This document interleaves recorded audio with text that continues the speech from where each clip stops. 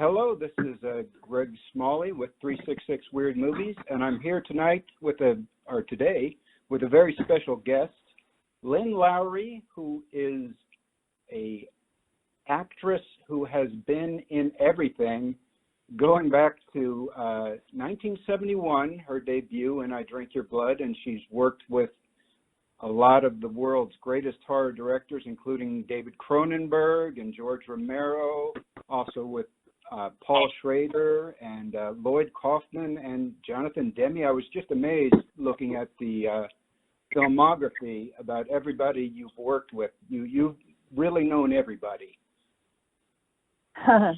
Yeah, I've worked with quite a few very well-known directors. So how did you always know you wanted to be an actress, or was there ever a time when you thought you might do something different? No, I pretty much always knew that I wanted to be in the entertainment business. When I was really young, I was in like church plays, and then I started playing the trumpet because my dad played the trumpet, and so all through grade school, I played in contests and won a bunch of awards actually for playing trumpet solos, and I was in the band, and I did plays all through grade school, and then in high school I did the same thing. I was the president of the drama club, and then I won a scholarship to the University of Georgia in speech and drama. So just my whole life, ever since I was like 5 years old, I knew I wanted to be an actress. And I think your background in music is going to come back later on as we go through your career chronologically. But let's start off with your what's technically listed as your debut movie, because I think it came out first. It may not have been the first thing you were actually in or you actually shot. But I Drink Your Blood. How did you end up in this crazy movie that is about like a Manson cult who takes LSD and is also infected with rabies and goes around killing people? How did you get into that project? Well, I was in New York, and I actually had only been in New York for like less than a year, I think. And there's a paper that comes out, or used to come out every week, called Backstage. And there were always like a lot of auditions in the paper, and there was an audition for this film called Phobia. And so I didn't really know what, it didn't give a list of the characters or anything like that, so I didn't really know, but I was in the right age range that they were looking for. So I went over there after my waitress job one day, but I got there too late, and David Durston was already packing everything up. And when I walked in, he looked at me and he said, "Oh, my God," he said, "you're just gorgeous, but I've cast every part in my film. I have nothing to cast you in." And I was just, pretty disappointed.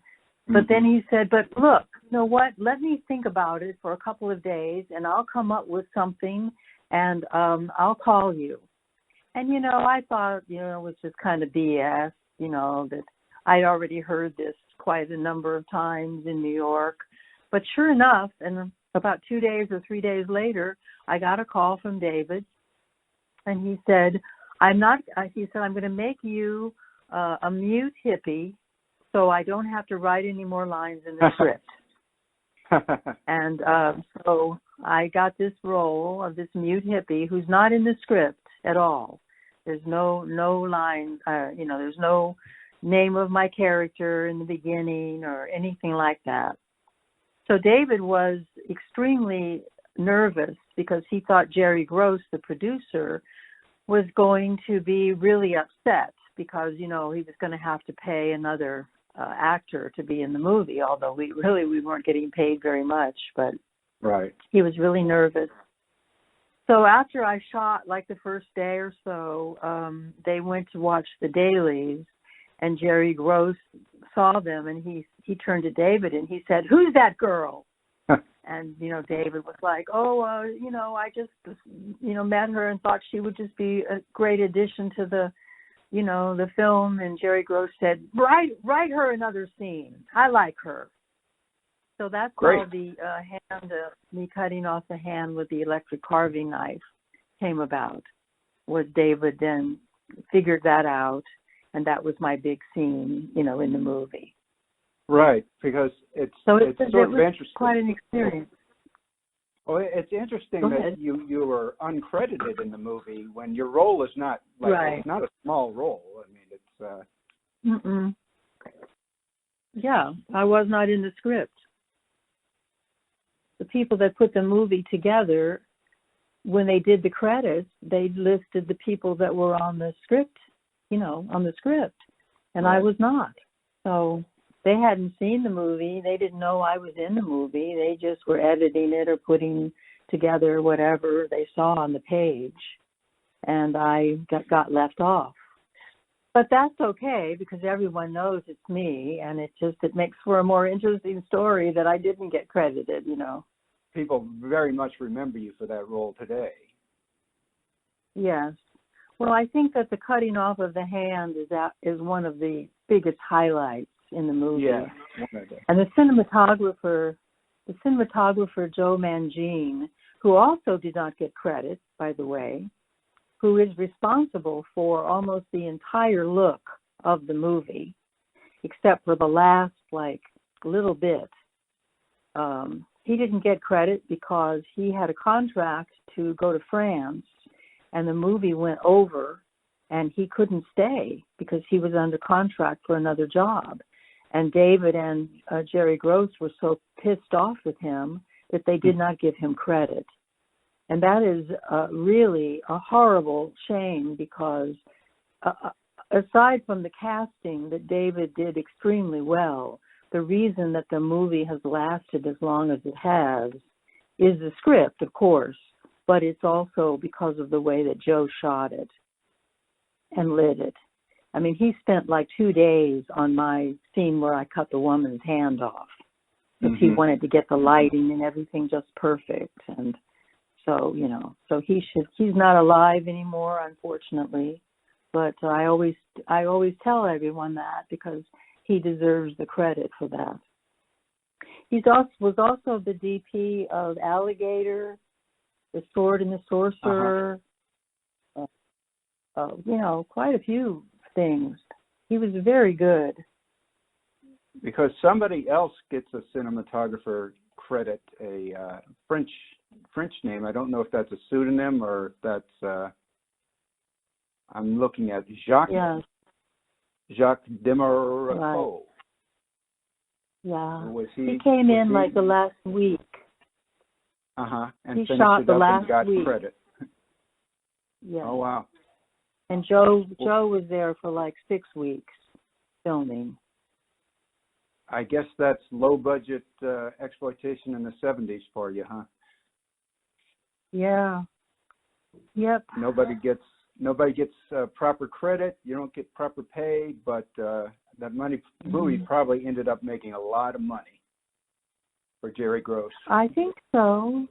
I don't think it did in the beginning. I'm not sure because, they had to cut it up so badly because it was X-rated for violence. It was the first film ever to be X-rated for violence. Right. And so Jerry Gross, a lot of the theaters wouldn't play the movie. So Jerry Gross told all these hundreds of theaters to cut the film any way they wanted to in order to be able to play it. So there were hundreds of copies of the film that did not have the whole, director's cut in it. And a lot of them did not make any sense until Bob Morosky at Grindhouse came along, and he found David, and he asked David if he had any scenes that hadn't been shown in the movie. And David, dear sweet David, said, well, I only have my, original 35 millimeter director's cut. And, of course, Bob Morosky, was salivating, at the mouth at that point because that was such a find. And he was able to take that and, bring the Blu-ray, the DVD and the Blu-ray out that we're all watching now with a complete story. Well, that's great. I don't think I don't believe I've seen actually that cut, because last time I saw the movie was on VHS, so I was probably looking at an incomplete cut. But it was it's just I think with those kind of exploitation movies, they're low budget. You have to get really lucky with your actors and your crew, and also have a really crazy premise, because to stand out from the crowd and be remembered this long, when there were so many horror movies being made at that time, they're totally forgotten. It's just kind of a lightning in the bottle situation. Oh yeah, absolutely. But so that was a good way to get your career started out, and obviously you enjoyed it enough to continue. So next, you did some movies that are probably forgotten, but I wanted to mention The Battle of Love's Return simply because it was directed by Lloyd Kaufman at a very early stage. Right. Do you have any memories of that movie? Oh yeah. Well, first of all, that was my very first acting job, but it was a short when we first did it. But I did that before I Drink Your Blood. And I met Lloyd. I was at an audition for a John Avildsen film that Lloyd was the PA on or something.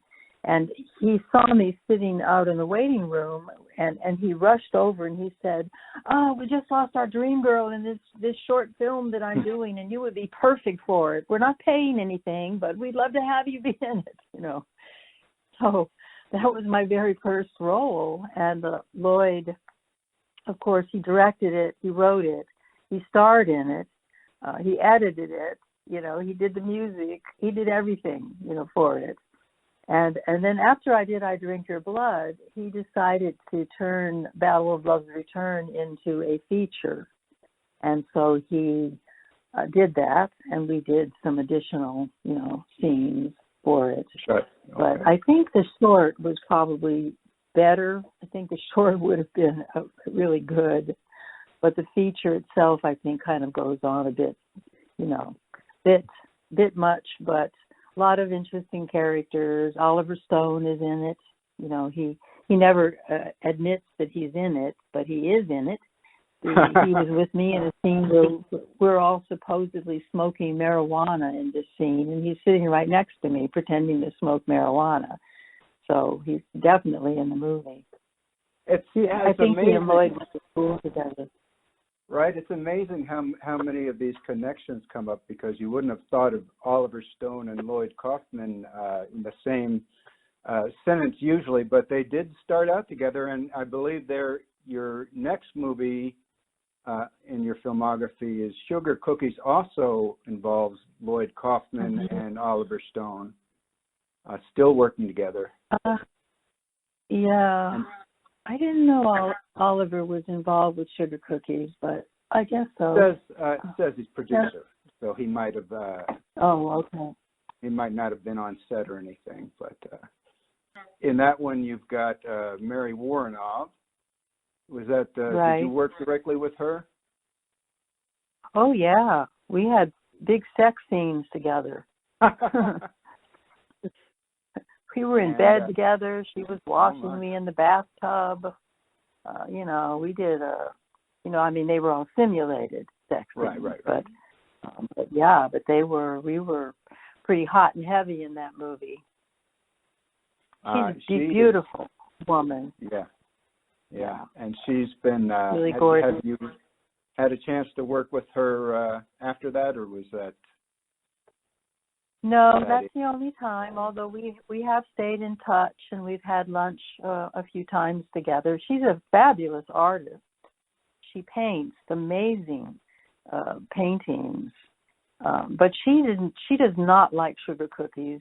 She actually has told me that she pretty much hates it because her husband at the time was the director.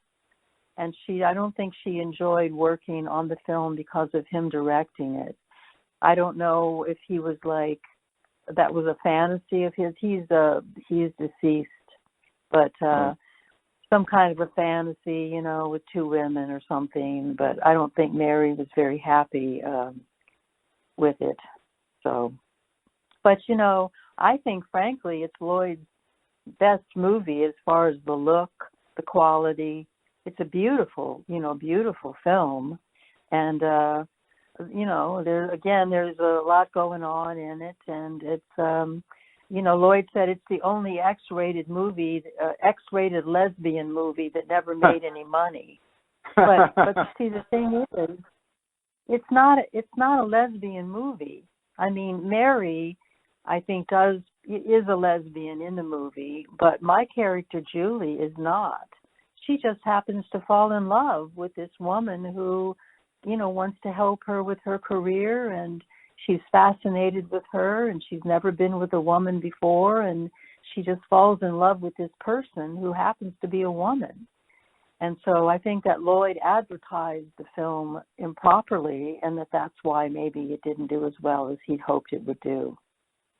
Right. In 1973, that's going to be pretty progressive stuff. I mean, nowadays we would all accept that, but it had to be a little bit shocking in 1973. But after that, you move on to the Crazies with George Romero. Had to be huge at that time. So, was that a real big move for you? A thrill to be able to work with him? No, I really didn't know who George Romero was. I'd never seen Night of the Living Dead. I didn't really even, I think I knew he directed it, but that's about it.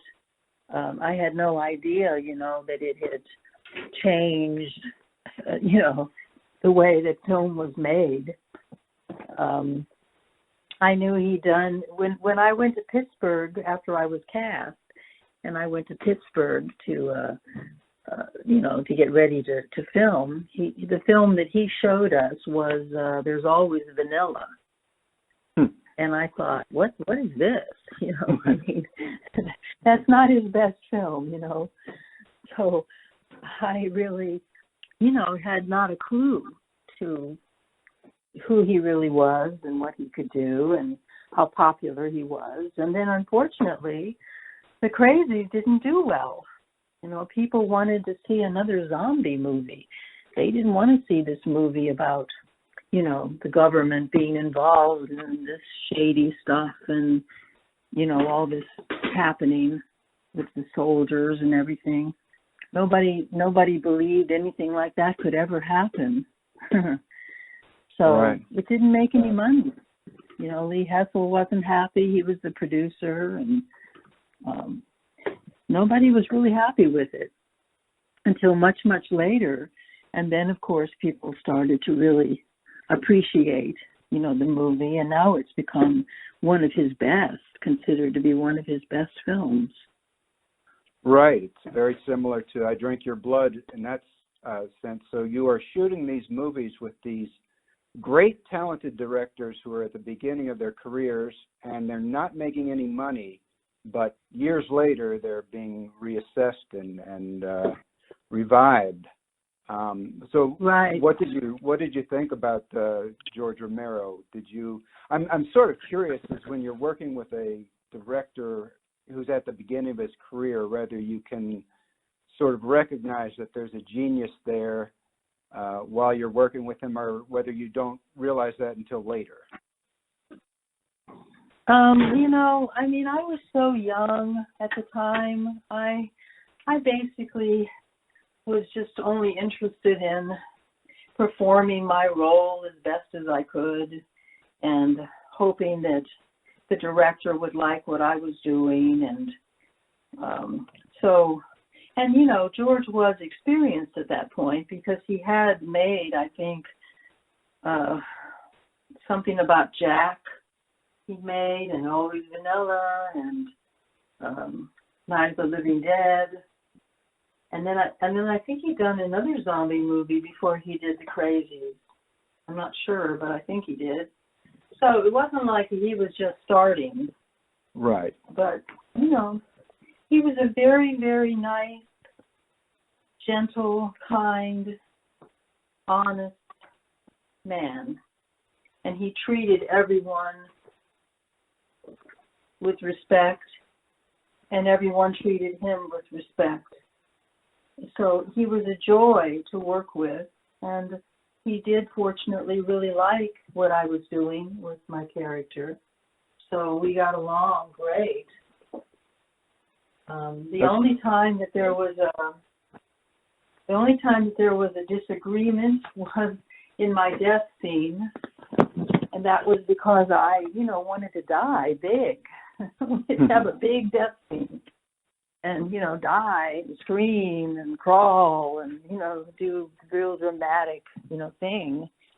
And when he told me that he just wanted me to turn and look at the camera and say, "Oh," I said to him, "Oh no, that's not good. We can't do that. I want to be big." And he said, "No, I want you just to do that." And so, of course, I did, because he was the director. Right. And then it turned out that was one of the most powerful scenes in the movie. Because, see, what I didn't realize at the time was that because it came right after the rape scene with my father, which is a huge, shock. I mean, you can't even do that today. They didn't even touch that in the remake. But, it was just such a huge thing. You can't follow something like that with something big. You have to follow it with something that's touching, or something that will emotionally draw the audience in, as opposed to shocking them. And so that's why he had me do it that way. And it is a very vulnerable, almost like a child's, curiosity of what's happened. So he was totally right, and I'm so glad I did what he said. Well, that's see, you get to learn from the masters at this point, even very early in your career. Okay, so you go on to another cult director next, and I don't know how happy I'll be curious to find out what your feelings are about Score by Radley Metzger. I love Score. I think it's Score? A gorgeous movie. Oh, yeah. Oh, it's funny. Oh, my God. As working in sex films, Metzger has just a beautiful visual sense that's well above. I mean, he is like the only artist, maybe Russ Meyer also, working at that time in sex films, that made really, really artistic movies. Yeah, no, his work is just beautiful, and he makes the people look gorgeous. Now, the problem with the film for me, and this is the only problem, except that, of course, I don't know if you heard the stories about me and the other actress, but she hated me. So we did have some problems together, but I'll tell you about that in a second. But the biggest problem for me was when I agreed with Radley to do the film, he told me that it would be R-rated. And that is the only reason that I agreed to do it. It was an off-Broadway comedy that actually Sylvester Stallone was one of the stars of. And Radley didn't cast him in the movie because he thought that Sly wasn't handsome enough. So he didn't cast him. But so what happened was the women, we do everything that's completely simulated. And the men, although I wasn't on set when this happened, but the men, of course, do hardcore porn, which I think makes the movie look extremely unbalanced, because you go back and forth from our scene to their scene, and it's just so completely different that I think that really was not a very good thing, for him to have done. But again, the scenes with the two men, although even my gay friends find that to be a bit uncomfortable because it's so graphic, it's still done beautifully. So that was my only thing that I was unhappy about, was that my whole entire life, I never wanted to be in a porno, and I never did anything pornographic, and then I ended up being in a porno. Right. why I was kind of wondering about your thoughts about that, because they did add the hardcore footage, which is something that they had played around with doing at that time in movies, Right. making like almost like two versions, where you would have you could cut it and have a R version, but you also had the hardcore films.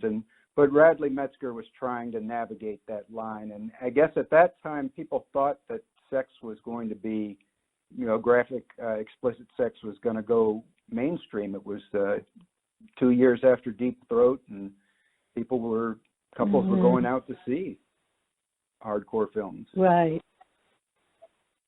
Well, see, when they first brought Score out, it was not the porn version. And I don't think it would have done any better if it had been, but it didn't do very well at all when it first came out. I mean, straight men didn't like the movie, and straight women didn't like the movie. So, couples really weren't too into the movie. But gay men loved the movie because it's very funny. And, and so over the years, it's built up this, this following of people. And now everyone loves it, and thinks it's great, and thinks Betsy's like a heroine who, who changes her life and becomes this liberated woman at the end, which I think is wonderful that they see that. I mean, when I did the movie, I didn't see that. I just made her naive, and of course she does change, but I didn't see it as the way a lot of women have told me that they see it, which, is great. But it was a wonderful experience, and I got to go to Yugoslavia to shoot it, and I'd never been to Europe, and so that was great.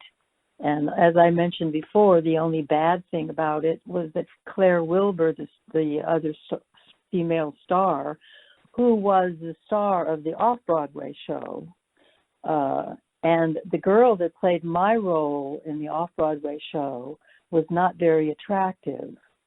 So Claire Wilbur got all of the, attention because she was so beautiful. And then I came along, and she was convinced that I was getting all the close-ups and that Radley Metzger liked me better, and she got really jealous, and she wouldn't speak to me, and I was bad because, we had to have these intimate scenes, together, and it was not easy. Right. And that was you were already an established actress at this point, and she actually hadn't done anything. She was not really on film. I think she, right. But she's also deceased, as is Jerry Grant and Cal Culver. I think Carl Parker, who played the phone guy, I think he is still with us. And I think Jerry Douglas, who wrote it, was still with us, I think. But just about everybody else is gone. Of course, Radley's gone. Well, but, I just looked it up, and sorry to say, Jerry Douglas died in January 9th, 2021. Oh, well, that's a shame. He was very funny. Yeah. Well, I wasn't sure, but I mean, Cal and Jerry died from AIDS, but I think Jerry Douglas did not, because he was around for quite a while. So that's great. Okay. Well, and I think that Radley. I think Radley was also experimenting with the porn stuff because right after that he became Henry Paris, and he started doing hardcore films under the name of Henry Paris. Right. And he had wanted me to become his starlet, and he and I had a big argument over me being in Playboy or me being in Penthouse. He wanted me to be in Penthouse, and Playboy offered me more money, and so I agreed to be in Playboy, and he was furious, and we didn't speak for 30 years. Oh my goodness. So had that not happened, I might have been a huge pornographic actor. Well, I think don't you know. made the right decision. We probably wouldn't be talking. I do as well. Yeah, no. I definitely made the right decision. So moving on. So next you get to the movie that we're probably, our readers are probably most familiar with and excited by, which is Shivers, because it's David Cronenberg, who again is, he's at the beginning of his career. But I think Shivers is like his first movie that seems like a fully formed David Cronenberg movie. So how did you end up working for him? Well, David and Ivan Reitman, who produced it, I'm not sure how they heard about me or if they saw me in the Crazies or where they saw me, but they contacted me, and Ivan came to New York and took me out for lunch, and we talked about, everything, and they wanted to cast me in the movie. So that's how I sort of got that part, which was great, not to have to audition and to be cast. Although I almost lost the part because in the scene where I changed my clothes from the nurse to my regular clothes, they wanted me to do it completely naked. And I said, no, I'm not going to do that. I said, there's no reason why he would take her underwear off to change into her, street clothes, and so they finally agreed that if I just showed my tits, that would be enough, and so we were able to move on from that problem. Was this a recurring problem? No, just that one. I mean, in Score and in Sugar Cookies, I had to be nude, but Radley kept me in some sort of outfit, which was nice, but not in Sugar Cookies, which is my thing I don't like about that movie as much as the fact that I had to be so totally nude the whole time, and I just feel that it's sexier if you have something on, So. Right. Okay. And what were your impressions of David Cronenberg? Well, David he was very young, and he was very, hungry to do something that would, get him going. So, he wrote that movie, which, everyone knows, or most people know, is the first film to ever have body horror in it, which, was a huge thing. And, we got along great, and he pretty much let me do just absolutely anything I wanted to do. He liked everything that I did. So as far as him directing me, he didn't really direct me other than just block me, tell me where to move, or, what he overall wanted in the scene. But he was very, very wonderful to work with, very easygoing. He spent most of his time trying to get Paul Hampton to have some emotion. But I actually think that what Paul did works in the movie. I didn't when I was working with Paul because he never gave me anything, and we basically had no chemistry together, which was annoying. And he would always try to pull my head into his chest in an embrace and block me from the camera, which is kind of a selfish thing for an actor to do. So he wasn't my favorite person to work with. But in years later, I watched the movie, and I thought, my God, what he did actually really works. His sort of indifference and his sort of being cut off from the reality that's going on around him, it really works for the movie. And then at the end, when he's in the swimming pool and I'm coming, towards him and grabbing him, he does have this incredibly anguished look, on his face, which I think is just a tremendous payoff, for his character, in the movie. So, but, David was wonderful. I wish that I could have worked with him again. How about, did you get to interact much with Barbara Steele on set? No, Barbara and I, the only scenes that Barbara and I had together was in the swimming pool. And so we hung out, by the pool, drinking brandy and covered with blankets because it was cold. And we, chatted and talked. But I had no opportunity to really work with her because she was like way far away from me in the pool. Mm-hmm. And, but I've met her again at a couple of conventions, and we've, talked about it and reminisced about it. And she's a lovely woman. I wish that I could have worked with her. I think she's a great actress, and I love some of the movies that she's been in. Right. At that time, she was, pretty big. I mean, she'd actually been in a Fellini movie, so. Yes, right. Yeah. So that was some pretty good casting, and like I said, it's amazing the number of people you've worked with. So we have like one more movie. You do one more movie in the 70s, and it's not really very well remembered, but once again, you're working with some great people, Jonathan Demme and Peter Fonda, in Fighting Mad. Yes. Right. Right.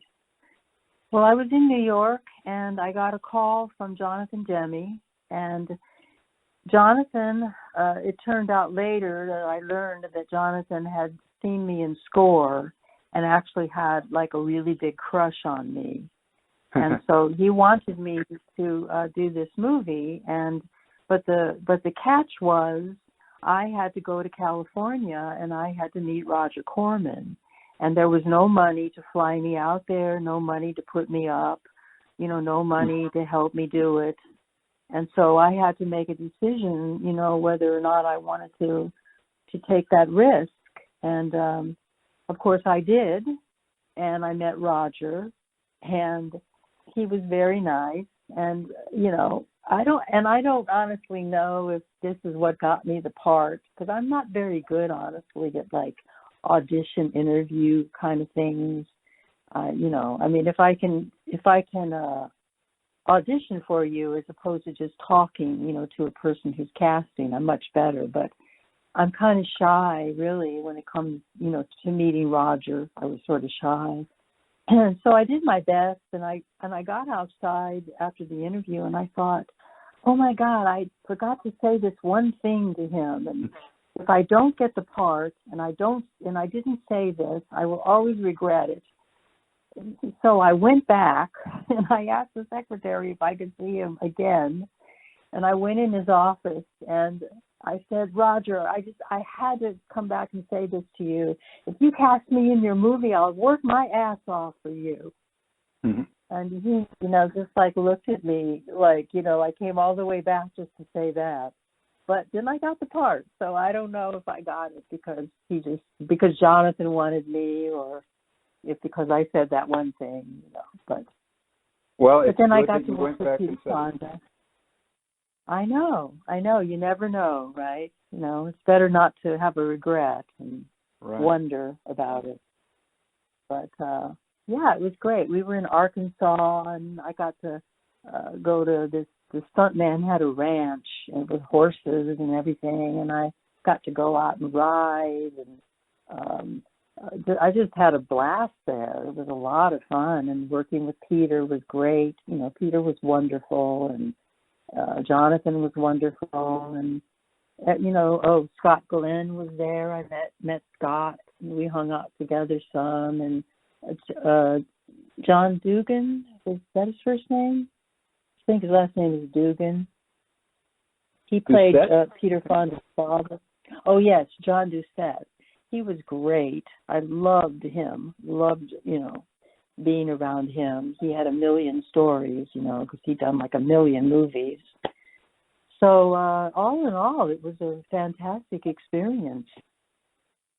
Right. I wish the movie had probably done a little bit better, but boy, working with Peter Fonda, that's got to be a thrill. Yeah. Now you take like a 6-year break from feature films, it looks like. So what was going on after then? Did you focus on something different? Well, what happened was, is this before Cat People? Right. The between Fighting Mad and Cat People? Yeah, so what happened was my boyfriend at the time, who, by the way, was Joe Mangine, the cinematographer of I Drink Your Blood, he and I moved, right, the pieces of the puzzle fall together. He and I moved from New York to California, and I had to try to get started there, and it was not easy to get started there. And I did a couple of, I think, TV movies of the week and a couple of things like that. But and then my friend Armand Asante, who I had worked with on the soap opera in New York, How to Survive a Marriage, that F. Murray Abrams was in it. He was my boss, and Brad Davis was my boyfriend.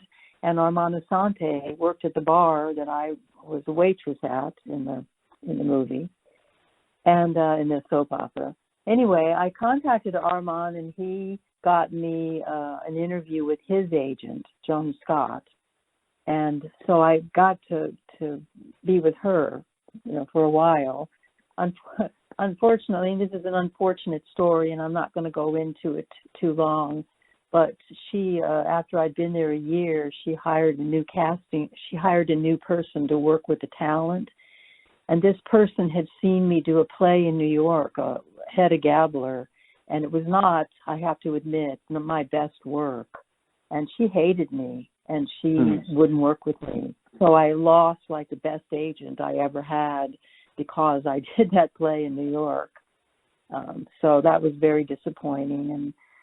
And so it was a struggle, and I couldn't get work, and I didn't know about all these cult films, I didn't know that I had fans.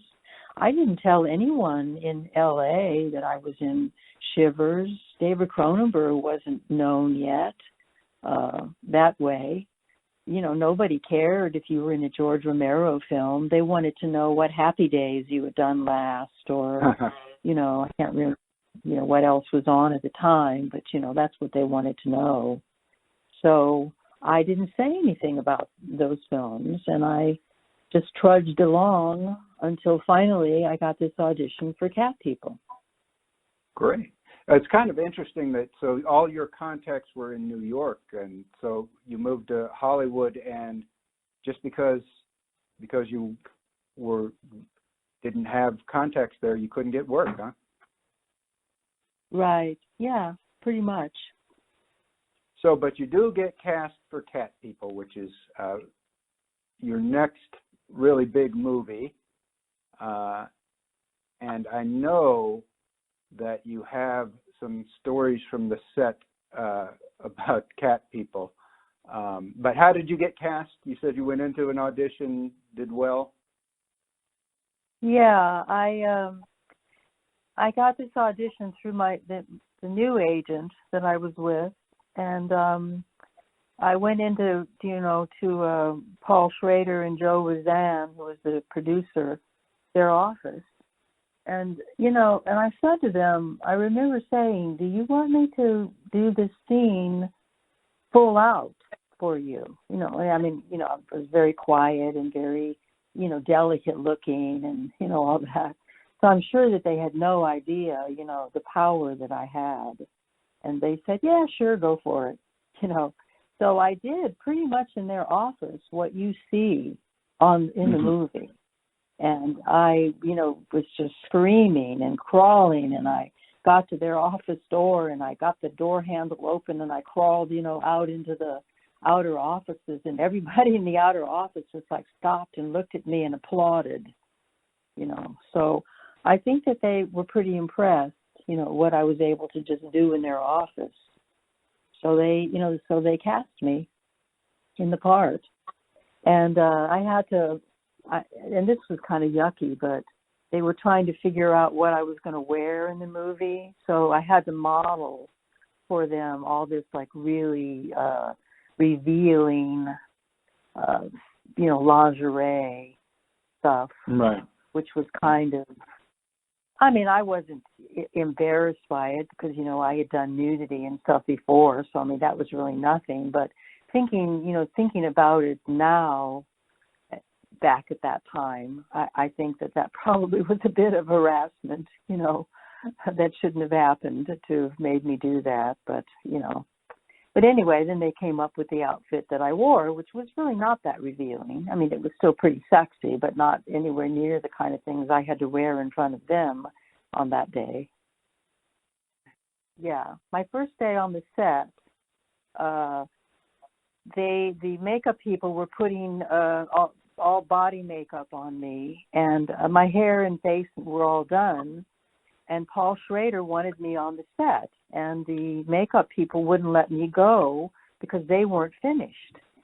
And so I didn't, you know what to do, because, you know, I had never done, like, except for Fighting Mad, which really wasn't a Hollywood movie like this was.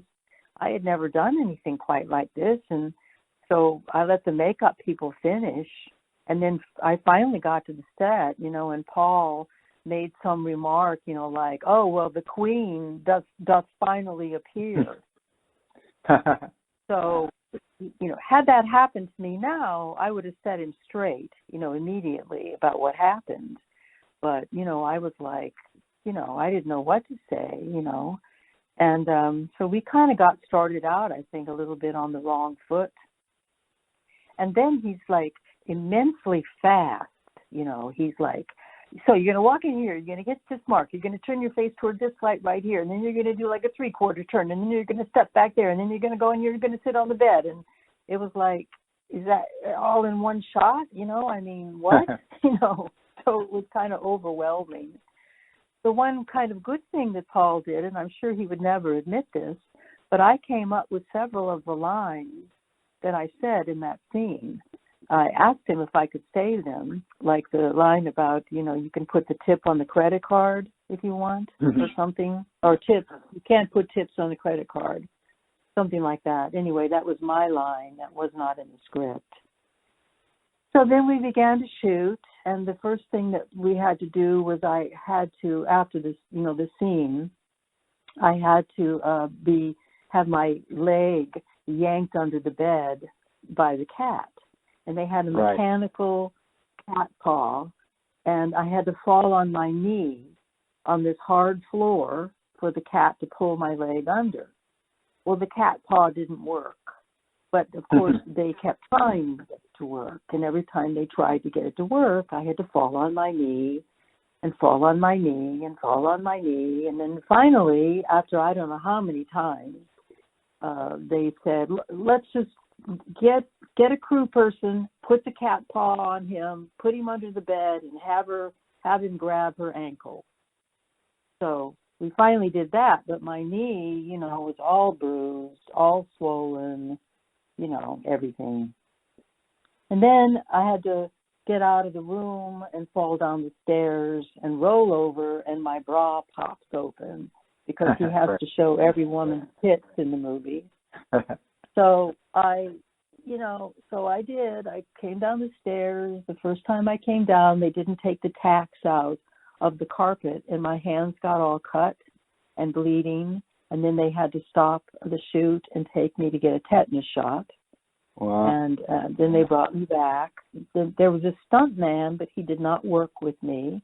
And later on, someone told me that the stunt man preferred to work with women who had big tits.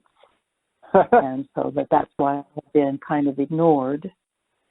So I kept, you know, falling down the steps and rolling over, and the bra wouldn't pop. And I did it again, the bra wouldn't pop. And they put strings on. They did everything they could think of to get this bra, you know, to pop open.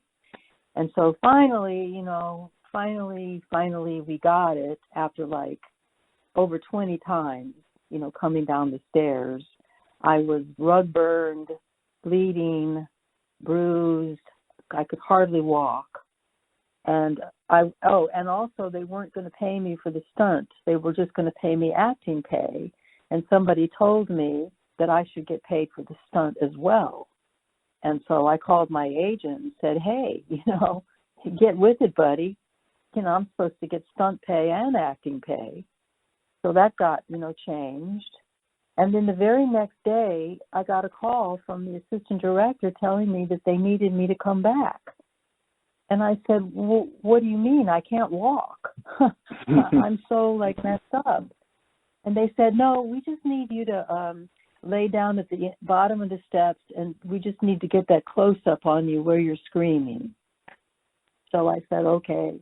So I came back, and I got back there, and they said, Lynn, we're really, really, really sorry about this, but we lied to you, and we need you to fall down the stairs again.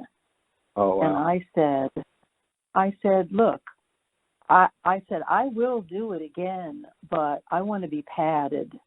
I want the stunt man over here, and I want to be padded. And if the padding doesn't work, I want more money.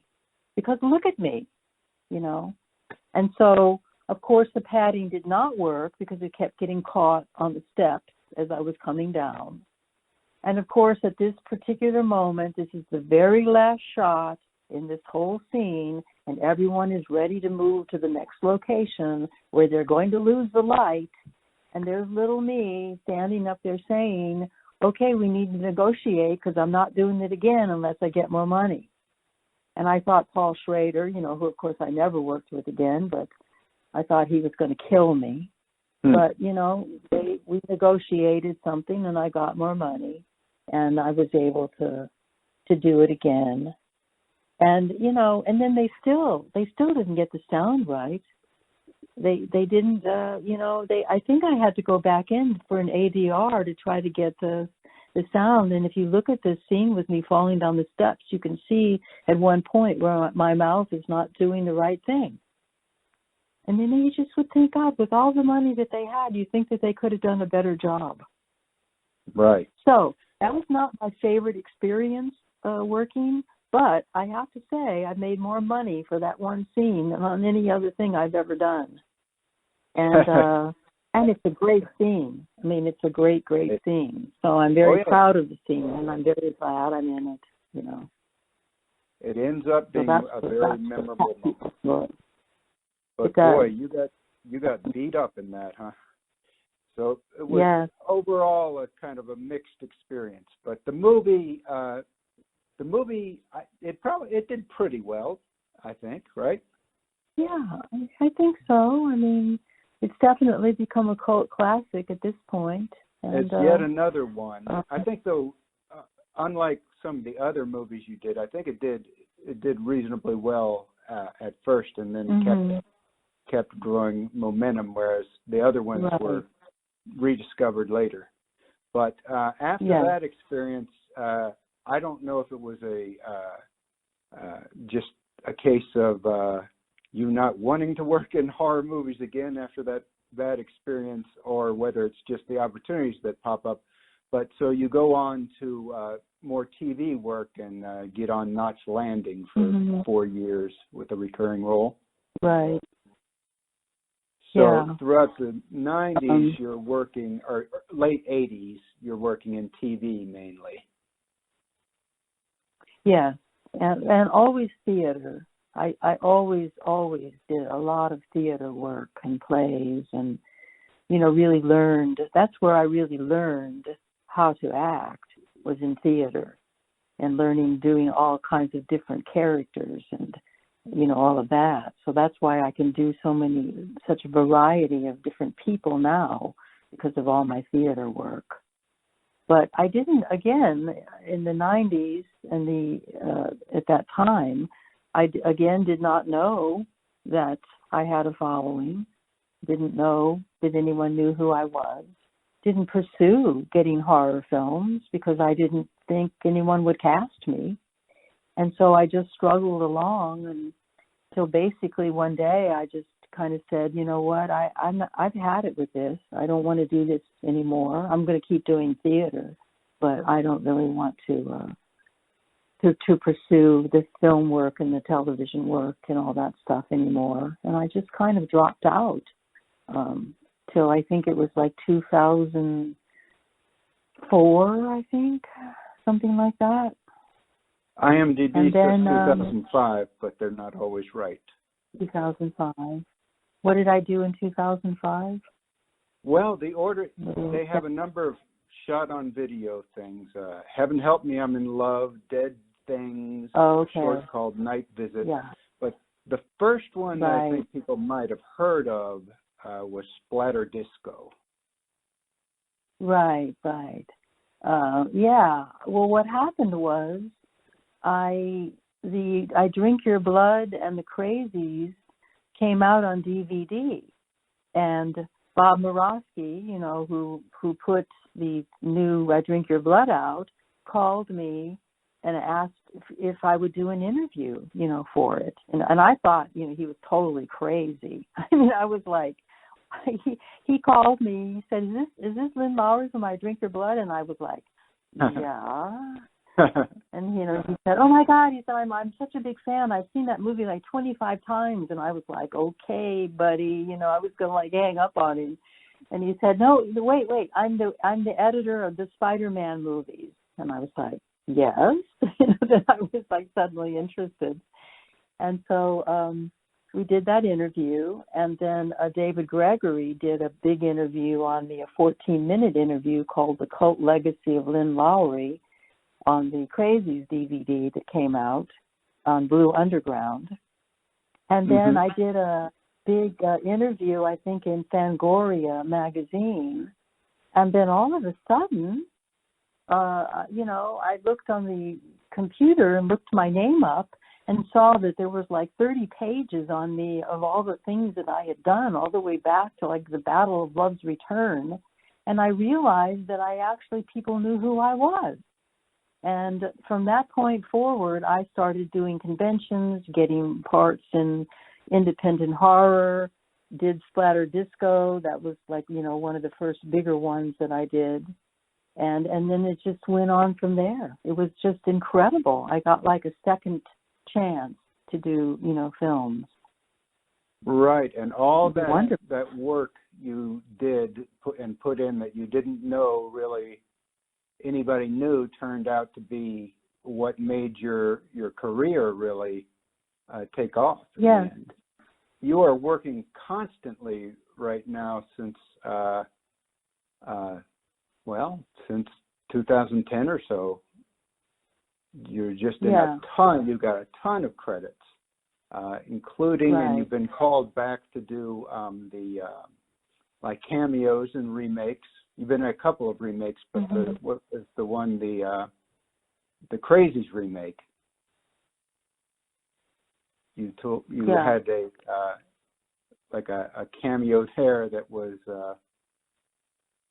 maybe a little difficult to shoot. Yeah, it was a little hard because they didn't give me the information that I needed. I was told I didn't need to prepare anything, and I got to Iowa to the motel, and I had a 5 a.m. call the next morning, and the AD contacted me at like about 7 that night, and he asked me if, you know, everything was okay and if I was ready to sing the hymn the next day. And I said, what are you talking about? And he said, you know, the song, the hymn that you're singing? And I was like, no, I don't. I have no idea. No one told me, you know, anything. And I'm just like, it just keeps running through my mind always, you know, here I am on like a $21 million budget, but no one told me to learn a song. It just was insane. And so now I have to scrabble to try to learn to sing this church hymn that night and be ready to film, you know, to go on set the next morning at 5 a.m. And so they got me the sheet music and they got me the CD, but there's no CD player in a motel in Iowa, or there wasn't. And so then they've got to find somebody on the crew who's got a CD player so I can play it and learn it. And, you know, so I'm trying, and church hymns are not easy to learn. They have a very difficult melody, and it was not in my key, so I had to change the key and try to figure that out. And so I was tired the next day, and it was freezing cold. It was like under 30 degrees. And I had my thermals on. I was supposed to wear jeans and like a shirt and a jacket and stuff. And then the director decided that he wanted me in a sleeveless cotton dress with pigtails. And of course it's freezing.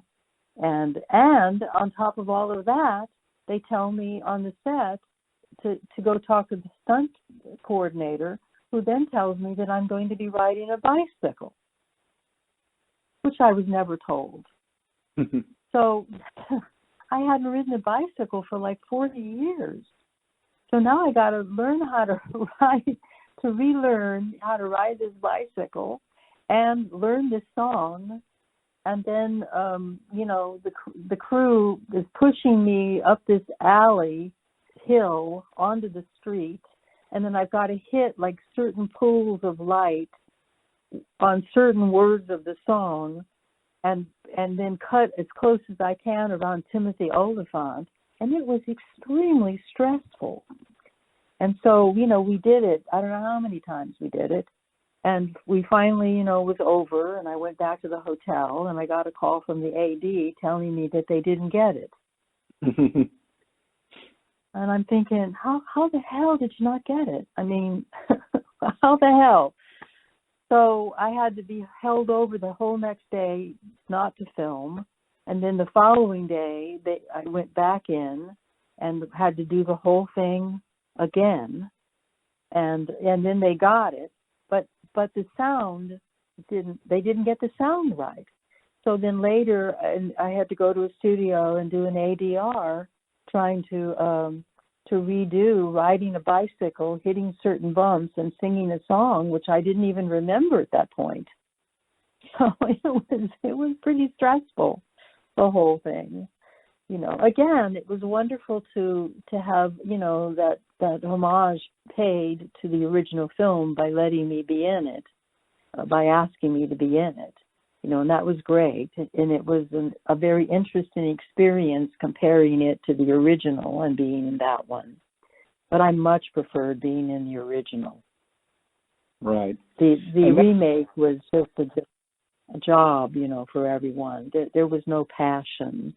There was no family unity, like we're going to make something here that's going to be remembered in 45 years, like George Romero did.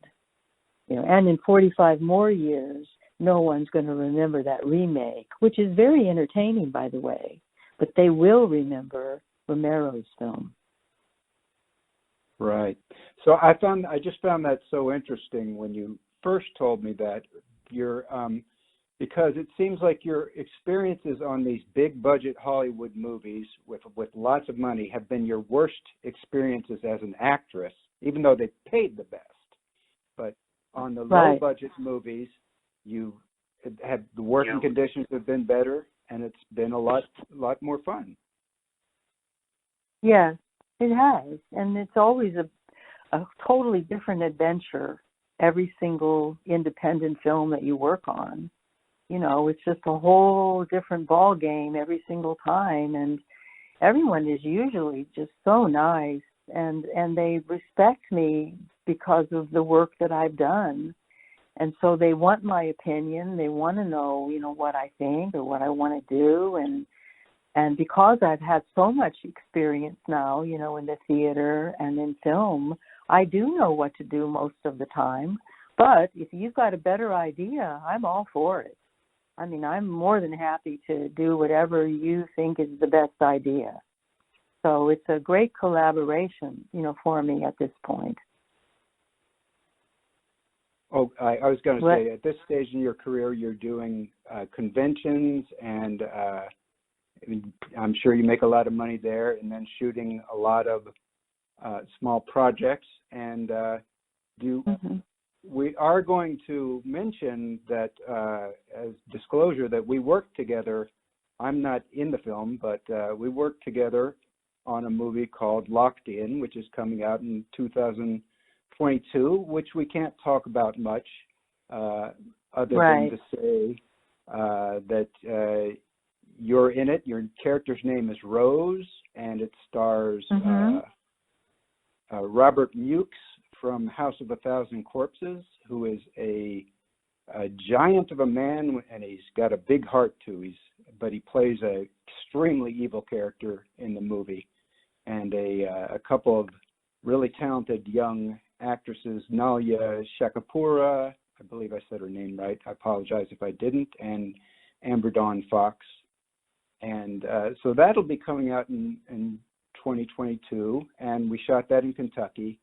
And I'm not on screen. I was just the production manager and the driver. But I specifically took that job because I wanted to meet you. So. Yes, that's very flattering, Greg. I'm very, very honored that that you would do that, and I'm really happy that we were able to do this interview and everything. I had a wonderful time, on that shoot. I mean, Chase was wonderful, and Samantha was great, and all the people that I worked with, the crew and everyone. It was really a lovely experience. That's Chase Dudley, the director, and Samantha, his wife, who's the assistant director, and really ran the set, and they made the movie together in Kentucky. Is there any? You have a huge amount of movies listed as coming out in pre-production, rumored, announced. Your IMDb page is crazy right now, along with ones you've recently done. Other than Locked In, is there anything specific that you think people should know about or be looking out for? Well, there's a few things, but this is an older one. But I always tell everyone that if they've not seen Model Hunger, that they really should see that, because I'm the star of that film, along with Tiffany Shepis. She's also we co-starred in it. I have an amazing role in that film, and so I highly recommend seeing that if you've never seen it. And then I have a film coming out, I believe, next year called Fang, which is I play a woman who's got fifth stage Parkinson's, and she's just crazy, and she's driving her son mad, and he's actually literally believing that he's turning into a rat. And it's Richard Bergen wrote and directed it, and I think it's going to be quite an unusual film to watch. Oh, I hope so. That's the kind of films we like. Yeah. And Steve Morris, I worked with this past year on He Knows. It's like a Christmas slasher film, and I think that's going to be great. Sandy Slavin, I did The Doorman with this year, and with James Stokes, and I think that's going to be a lot of fun to see that. Gregory Lambertson, I just did Guns of Eden with in Buffalo, and I think that's going to be a wonderful film to watch. And then I just did a film with Derek Barash in Chicago called Torture the Flesh, and I think that's going to be really good. So those are just the ones I've just done this year to maybe keep an eye out for. Well, that's amazing. Like I said, your IMDb page is insane right now with projects, and so I'm excited for Wolf Hollow, which is coming up, shooting next year, the werewolf film. I'm excited about that. It seems like it's a good stage in your career right now where you can just do what you want and have fun with it. No more pressure.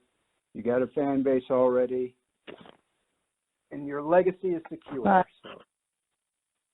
Yeah, and I wanted to say just one other thing. I really want to thank all of the fans and friends who have followed my career and given me this support and given me this legacy, because without them, I would not be working. So I am honored and just so incredibly happy that they have liked my work over the years, and I intend to keep doing it as long as I can and putting things out there to add to my legacy as long as I possibly can.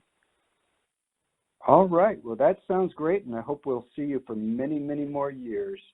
And it's been a joy to talk to you. I really, really you too, enjoyed Greg. it. Me So too. thank It you. was fun. We're Thank going you. to we're going to call it quits right now. Thanks so much. Okay. Okay, Greg. All right.